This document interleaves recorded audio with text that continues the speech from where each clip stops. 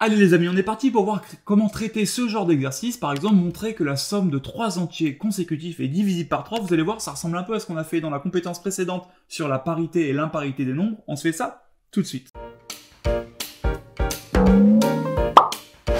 Pour montrer qu'un nombre est divisible par 3, il va d'abord falloir se demander qu'est-ce que ça veut dire être divisible par 3. Ben moi je vous dis, si un nombre qu'on appelle Q est divisible par 3, ça veut dire que Q, j'ai le droit d'écrire 3 fois quelque chose, avec ce quelque chose-là, qui est un entier relatif, c'est-à-dire un entier positif ou négatif.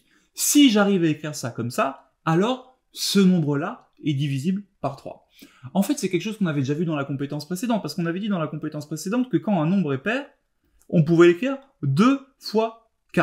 Eh ben, regardez, en fait, quand un nombre est pair, ça veut tout simplement dire qu'il est divisible par 2. Donc, ça, on sait le manipuler.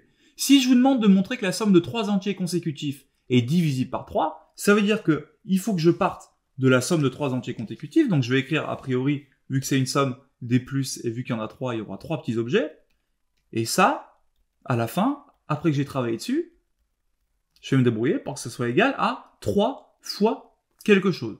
Question, comment est-ce que j'écris la somme de 3 entiers consécutifs? Bah, le plus simple, c'est de dire le premier, c'est k, le deuxième, c'est celui juste après, c'est k plus 1, et le troisième, c'est k plus 2. Et il se trouve que si j'écris k, k plus 1 et k plus 2, ça va me faire 3 fois k plus 3, parce que k plus k plus k, ça me fait 3k, et 1 plus 2, ça me fait 3, et ça me fait 3 facteurs de k plus 1. Bingo, j'ai quelque chose qui est divisé par 3, parce que je peux l'écrire 3 fois quelque chose.